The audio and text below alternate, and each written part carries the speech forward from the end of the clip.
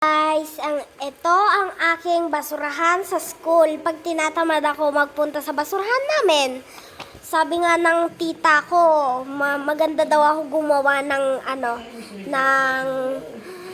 ng basurahan na fake, na papel lang, pero magagawa ko din siyang basurahan para hindi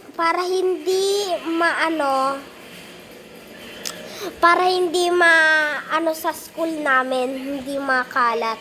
Kaya ilalagay ko na lang siya dito, guys. Sa school, malapit naman na pasukan namin sa 31. Malapit na din 'yon. Ito, dito ko siya ilalagay. Tapos pag-uwian na namin, ilalagay ko siya dun sa basurahan. 'Di ba? Ang galing, guys. Sanrio pa kaya to, Sanrio. Ito si Melody, tapos ito si Hello Kitty. Wala nang iba. Silang dalawa lang kasi favorite ko. Medyo nagkakamali ako kasi kinakabahan ako. Baka magkamali ako. Pero okay lang yun. Huwag nyo nang pansinin yun. Ang ganda, diba? Bye-bye, guys.